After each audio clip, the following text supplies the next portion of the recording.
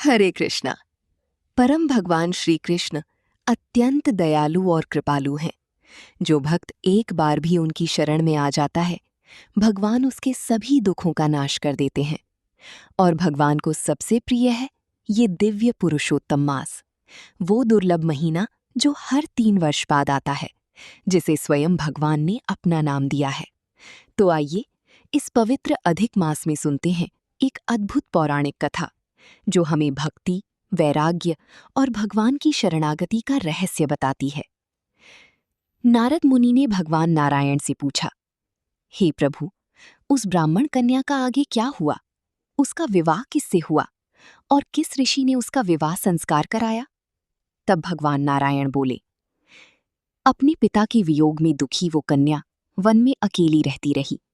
एक दिन अचानक वहां पहुंचे महातपस्वी और महाक्रोधी दुर्वासा ऋषि। उनकी जटाएं तीर्थों के जल से भीगी हुई थीं, तेज ऐसा कि मानो अग्नि प्रज्वलित हो। भगवान श्री कृष्ण अर्जुन से कहते हैं, हे अर्जुन, यही वे दुर्वासा ऋषि हैं जिन्होंने तुम्हारी माता कुंती को देवताओं का आवाहन करने की शक्ति प्रदान की थी। फिर भगवान श्री कृष्ण दुर्वासा ऋषि से जुड़ी एक घटना सुनाते हैं। एक बार रुक्मिणी के साथ यात्रा करते समय मैंने दुर्वासा ऋषि को अपनी रथ पर बैठाया। मार्ग में रुक्मिणी को प्यास लगी।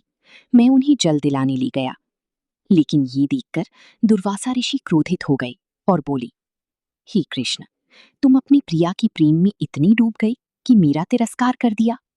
इसलिए मैं तुम्हें श्राप देता हूं, तुम दोनों का वियोग होगा। जब उस कन्या ने दुर्वासा ऋषि को देखा तो वो रोती हुई उनके चरणों में गिर पड़ी। उसने जंगली फल फूलों से ऋषि का सत्कार किया और बोली, हे मुनिराज, आपके दर्शन से मेरा जीवन सफल हो गया, लेकिन मुझे एक भय सताता है।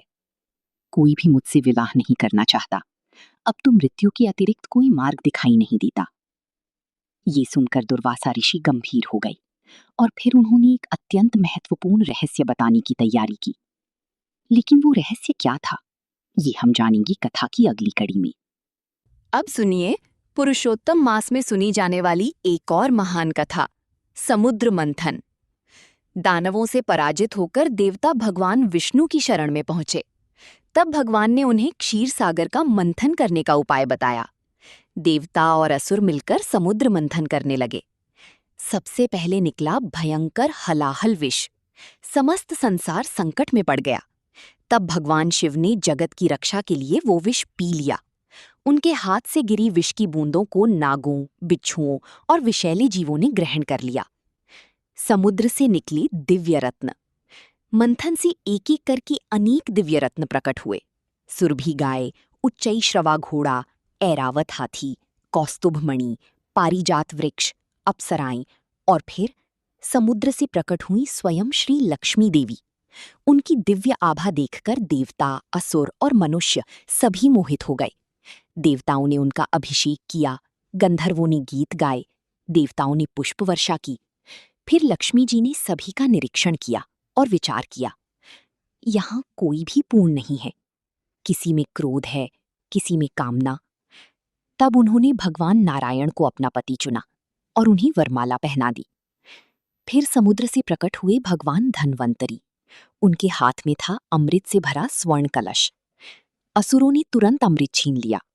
देवता निराश होकर भगवान विष्णु की शरण में गए। तब भगवान ने कहा, चिंता मत करो, मैं अपनी माया से सब ठीक कर दूंगा। भगवान विष्णु ने मोहिनी रूप धारण किया। उनकी अद्भुत सुंदरता देखकर असुर मोहित हो गए। मोहिनी बोली, यदि आप सब चाहें तो मैं स्वयं अमृत बांट दूंगी, लेकिन एक शर्त है, जो मैं करूं उसमें कोई बाधा नहीं डालेगा। असुर तुरंत मान गए। जब देवताओं को अमृत पिलाया जा रहा था, तब राहु देवता का वेश बनाकर देवताओं के बीच बैठ गया, लेकिन सूर्य और चंद्रमा ने उसे पहचान लिया। तुरंत भगवान ने सुदर्शन चक्र से उसका सिर काट दिया, लेकिन अमृत गले तक पहुंच चुका था, इसलिए उसका सिर अमर हो गया। तभी से राहु ग्रह सूर्य और चंद्रमा को ग्रसने का प्रयास करता है। जब असुरों को सच्चाई पता चली तो भयंकर युद्ध छिड़ गया, लेकिन देवताओं ने अमृत पिया था, इसलिए अंततः असुरों की पराजय हुई। इसके बाद कथा में भगवान श्री कृष्ण भगवद गीता अध्याय 15 पुरुषोत्तम योग का वर्णन करते हैं। भगवान कहते हैं, ये संसार एक उल्टे अश्वत्थ वृक्ष के समान है। ऊर्ध्व मूलमधः शाखम अश्वत्थम प्राहुरव्ययम, जिसकी जड़ें ऊपर और शाखाएं नीचे हैं। जो इस वृक्ष को जान लेता है वो वेदों का वास्तविक ज्ञाता बन जाता है। भगवान कहते हैं, इस संसार वृक्ष को वैराग्य रूपी शस्त्र से काटो और उस परम धाम की खोज करो जहां पहुंचकर जीव फिर कभी लौटकर नहीं आता। भगवान कहते हैं, सूर्य का तेज मुझसे है, चंद्रमा का प्रकाश मुझसे है, अग्नि की शक्ति मुझसे है, स्मृति, ज्ञान और विस्मृति भी मुझसे ही आती है। इस पूरी कथा से हमें 3 महान शिक्षाएं मिलती हैं। भगवान की शरण कभी व्यर्थ नहीं जाती। मोह और अहंकार विनाश का कारण बनते हैं। केवल भगवान पुरुषोत्तम ही पूर्ण और सर्वोच्च हैं। तो भक्तों, आपको इस कथा का कौन सा भाग सबसे अधिक प्रेरणादायक लगा? क्या आपको पहले से राहु का ये रहस्य पता था? क्या आपने कभी पुरुषोत्तम योग का ये गूढ़ अर्थ सुना था? नीचे कमेंट में हरे कृष्ण अवश्य लिखें और ऐसी ही दिव्य सनातन कथाओं के लिए हमारी चैनल धार्मिक गर्ल को सब्सक्राइब करना ना भूलें। हरे कृष्णा।